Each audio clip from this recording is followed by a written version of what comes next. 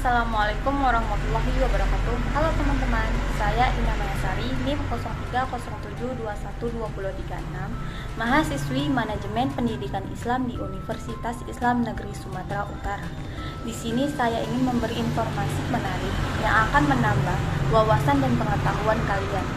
Kali ini saya akan membahas tentang hakikat, fungsi, syarat, unsur, kerangka, dan macam-macam paragraf.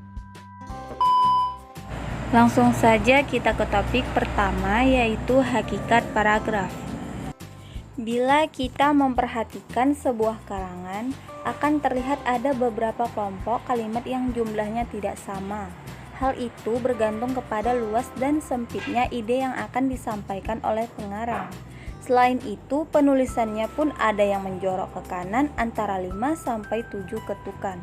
Bagian karangan seperti itulah yang disebut paragraf. Dapat disimpulkan bahwa paragraf adalah satuan bentuk bahasa yang biasanya merupakan hasil penggabungan beberapa kalimat finoza dalam hikmat. Satu paragraf sekurang-kurangnya 2 kalimat. Jika paragraf itu terdiri dari 2 kalimat, maka kalimat pertama merupakan kalimat utama dan kalimat kedua merupakan kalimat penjelas. Pada umumnya, sebuah paragraf lebih dari 2 kalimat. Sebuah paragraf biasanya terdiri dari pikiran, gagasan, atau ide pokok yang dijelaskan dengan kalimat pendukung. Nah, di dalam paragraf pasti ada fungsi pembentukannya yang terdiri atas: pertama, menampung bagian kecil gagasan utama karangan. Kedua, memudahkan pemahaman jalan pikiran pengarang dengan cara memisahkan pikiran utama yang satu dari yang lainnya. Ketiga, pengarang melahirkan pikiran secara sistematis. Keempat, pembaca mudah mengikuti dan memahami alur pikiran pengarang.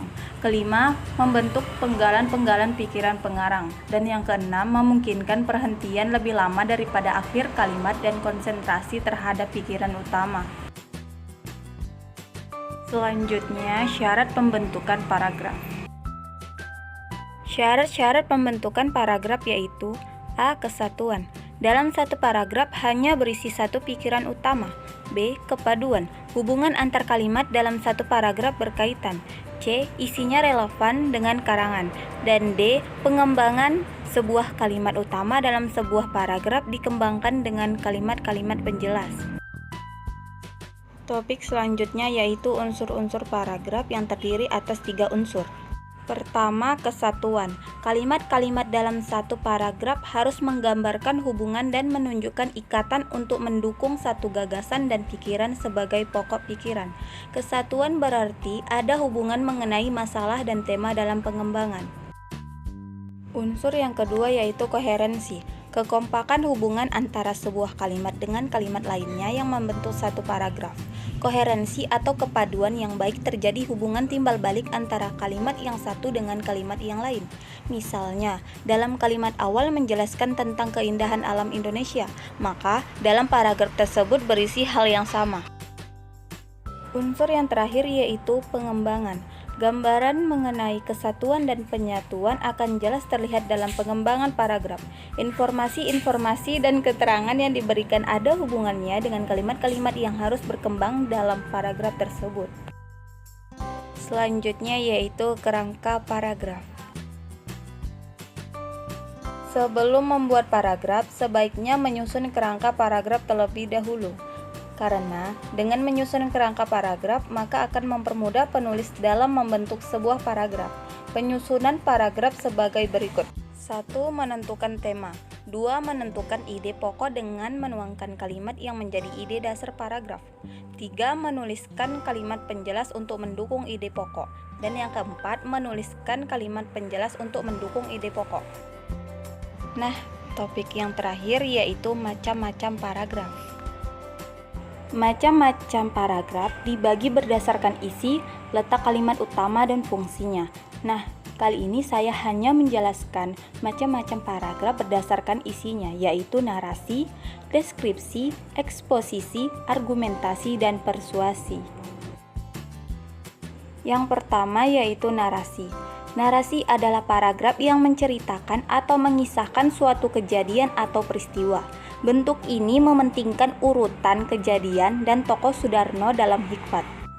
Contohnya, kami menyusuri jalanan Jakarta. Bundaran di depan Hotel Indonesia terlalu megah untuk kami yang baru pertama kali datang ke ibu kota Indonesia ini. Gedung-gedung tinggi, pusat perbelanjaan yang sangat besar dan mewah. Tidak akan cukup uang kami bila masuk ke sana. Mobil-mobil dari yang paling jelek hingga yang paling bagus ada di sini. Yang sedari tadi menjalar sangat panjang di jalanan dan hanya bergerak beberapa meter lalu berhenti lagi. Yang kedua yaitu deskripsi. Deskripsi adalah paragraf yang menggambarkan suatu objek sehingga pembaca seakan bisa melihat, mendengar, atau merasa objek yang digambarkan itu. Objek yang dideskripsikan dapat berupa orang, benda, atau tempat. Ciri-cirinya ada objek yang digambarkan.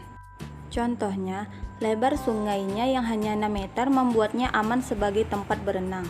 Airnya pun bersih dan segar, hampir tidak ada sampah satupun yang mengapung. Di sepanjang pinggiran sungai terdapat batuan-batuan yang cukup besar. Bagian kiri sungai merupakan sawah yang sangat luas. Yang ketiga yaitu eksposisi. Eksposisi adalah paragraf yang menginformasikan suatu teori, teknik, kiat, atau petunjuk sehingga orang yang membacanya akan bertambah wawasannya. Ciri-cirinya ada informasi. Contohnya, perkembangan bahasa Indonesia sudah beberapa kali mengalami perubahan terutama ejaan bahasa Indonesia dengan menggunakan huruf Latin. Perubahan ini disesuaikan dengan perkembangan bahasa Indonesia serta masyarakat yang menggunakannya. Pada zaman pemerintahan Hindia Belanda, ejaan resmi bahasa Melayu diubah menggunakan huruf Latin. Dan pada tahun 1947 setelah kemerdekaan berlaku ejaan baru untuk bahasa Indonesia. Selanjutnya yaitu argumentasi. Argumentasi adalah paragraf yang mengemukakan suatu pendapat beserta alasannya. Ciri-cirinya yaitu ada pendapat dan ada alasannya. Contohnya, hujan tak turun selama 6 bulan mengakibatkan tanah dan sumber air menjadi kering. Menurut BMKG, tahun ini hujan diprediksi turun pada bulan depan. Jika hal itu terjadi, bisa dipastikan bahwa kemarau tahun ini bukanlah kemarau yang biasa, dikarenakan terjadi selama 7 bulan. Yang terakhir yaitu persuasi. Persuasi adalah paragraf yang mengajak, membujuk, atau mempengaruhi pembaca agar melakukan sesuatu. Ciri-cirinya yaitu ada bujukan atau ajakan untuk berbuat sesuatu.